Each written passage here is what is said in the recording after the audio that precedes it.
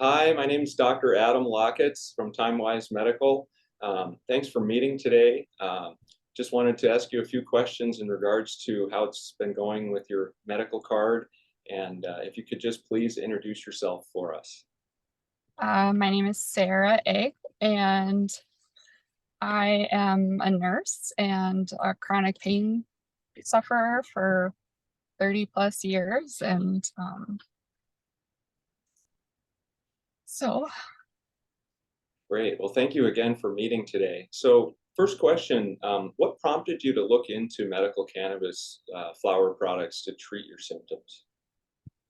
honestly, it was my mom and dad who are extremely conservative.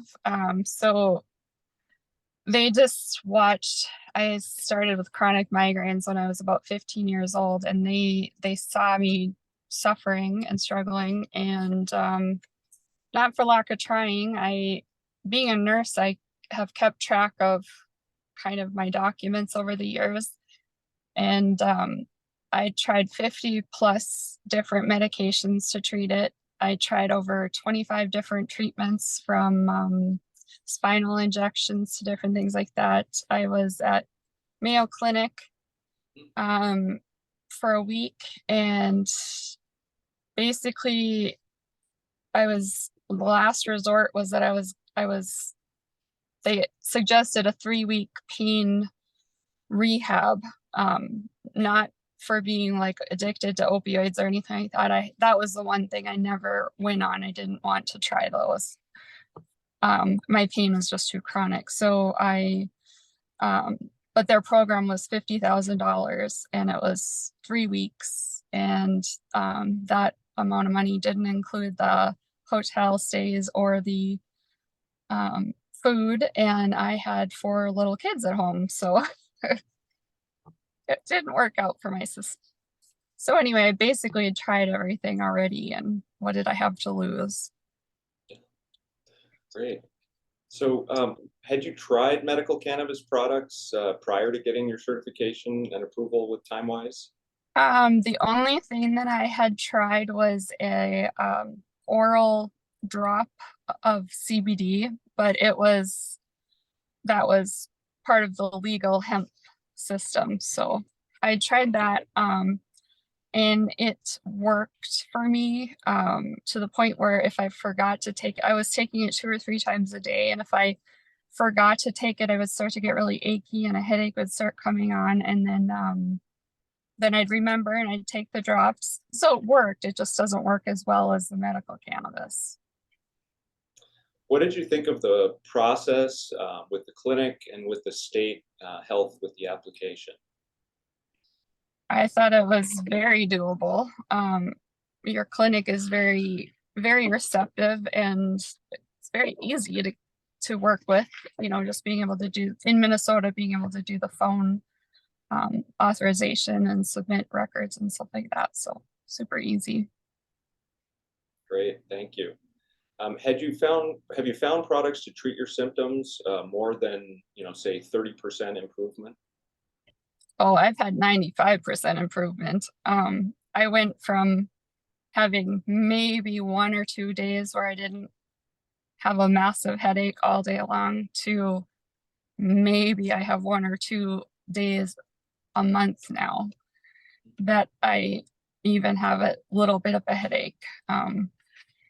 I stopped working. I was to the point where I could kind of be upright for only a few hours, and then I would want to just lay down. Some days I would get the kids off to school and I would just go back to bed. I was disabled. That leads into my next question. So thank you. What changes have you seen in your overall function and improvements in your activities of daily living, in your hobbies, in hanging with your friends and family, in your job performance since starting with medical cannabis? Oh, everything is better. Uh, the thought of living, my grandma was 50 years older than me, and the thought of living 50 more years was overwhelming. I wasn't suicidal, but I didn't want to live like that anymore. Um, and now I enjoy being around friends and family, where before I didn't even want to. It was just too much work to try to stay present while visiting. And then when I would do any sort of activity, it would lay me out for 2 or 3 days. Like I needed to recover from doing something normal people take for granted. I I've even gone back to work, and I still have 2 kids at home, and I'm doing all of that and working and thriving. And one of my college children came home. She had a break, and we painted the house. We painted for 4 straight days, and she's a chiropractic college, and she just couldn't believe that I could do that. Um, so yeah, I mean, and I have energy and I feel like living and I'm thriving. So it's just amazing. Wonderful. Next question. Have you been able to use the medical cannabis to reduce or eliminate medications that you were taking to treat your symptoms previously? Yes. I have gone off of um let's see, 3 prescription medications, and I'm currently weaning off of another one. So I don't know, potentially I could go off of everything other than vitamins. So, and no side effects. Like I don't feel any, there's no downside that I've found. And in fact, I'm using less cannabis than I did in the beginning. I'm using about a fourth of what I did. So as far as the critics saying that there's a tolerance or you're addicted or things like that, no, I use a fourth and I don't need any more. Yeah, that's one of those myths that's still out there. I've seen that time and again, where the first few months, maybe the first 6 or maybe even the first year, patients use more, but then once they feel better, they start doing more. They come back and they've lost those few pounds that have been plaguing them, and they're using less cannabis actually than before. So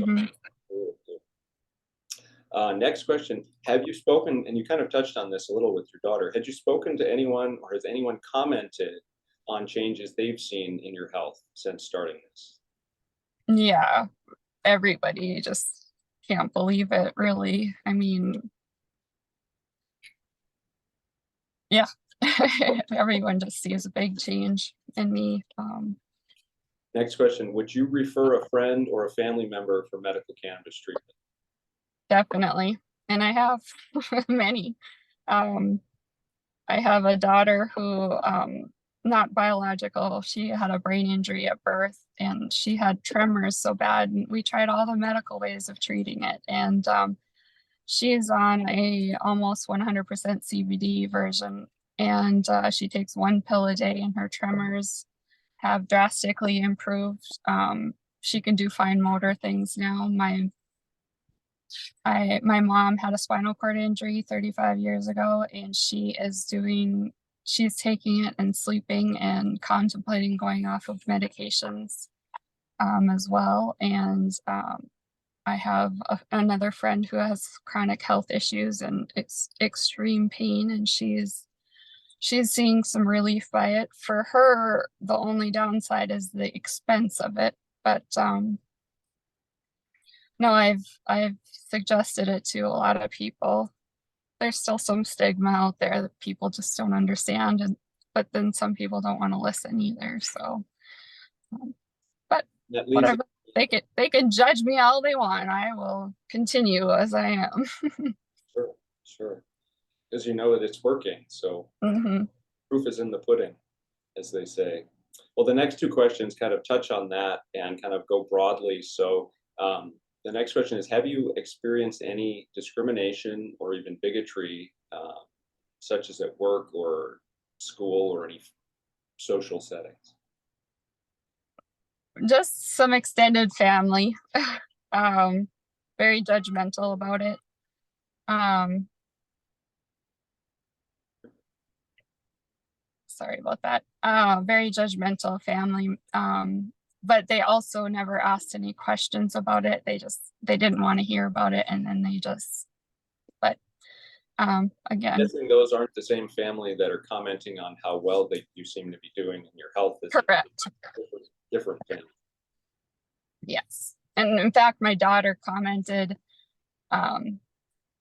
just the family dynamics are so interesting because my parents are very into church and faith, and they aren't rule breakers. They're the ones can have honest discussions and very encouraging and very supportive. And then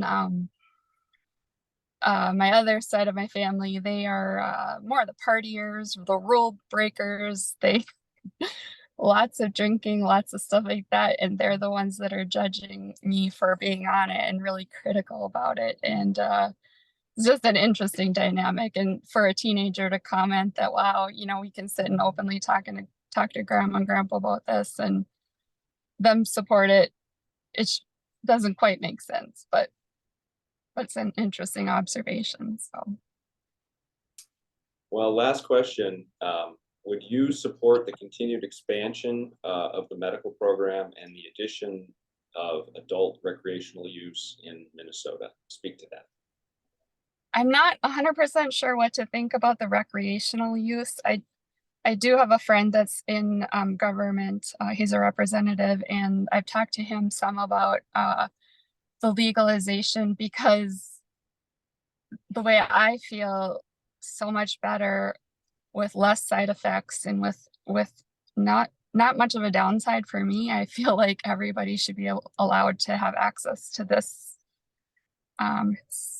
It could really do a lot of good for people. I understand the legal side of things being more difficult to control or to keep people safe, like as far as like if someone was driving under the influence, things like that.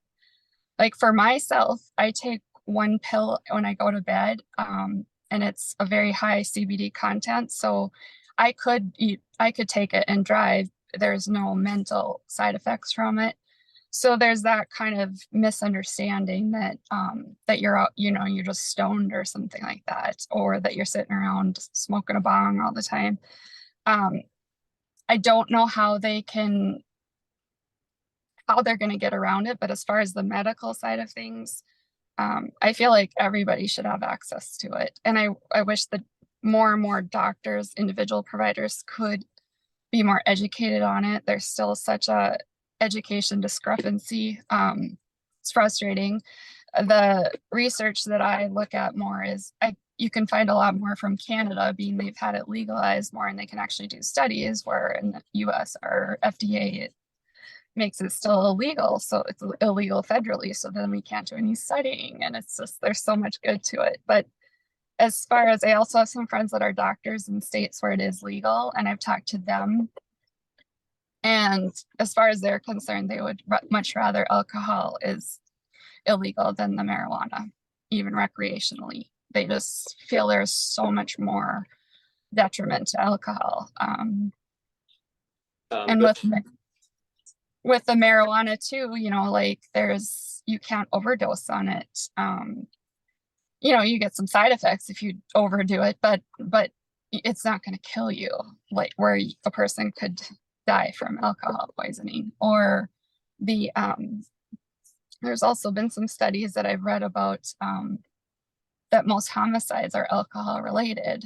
And I know that that's a whole nother topic, but as far as the safety, my friends that are doctors are seeing that, yes, they see the benefits of this, and they would much rather have that than the alcohol legalized. Yeah.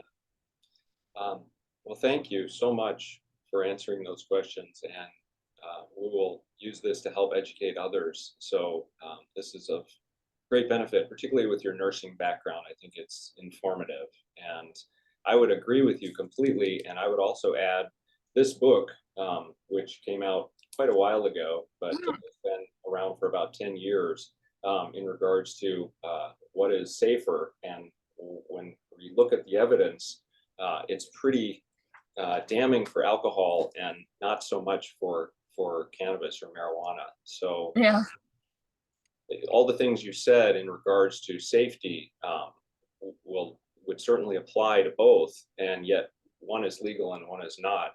So Hmm. you have to ask the question is, why are we driving people to drink?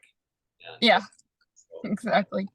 I know it was interesting. My dad is he's just telling me yesterday, he's like, what would have happened if they had never made it illegal? Just think of how many things, how many people's lives would be better today if, plus all those, the 50 years of research we've missed out on because it was made illegal. And that's a whole nother story, but the whole how it became illegal is a very interesting thing too, just the oh, sure. politics. We could spend a whole other Exactly. podcast on that completely, going back to the 1930s and even before.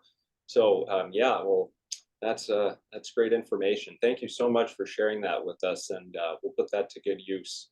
And I'm going to stop the recording now. Thank you.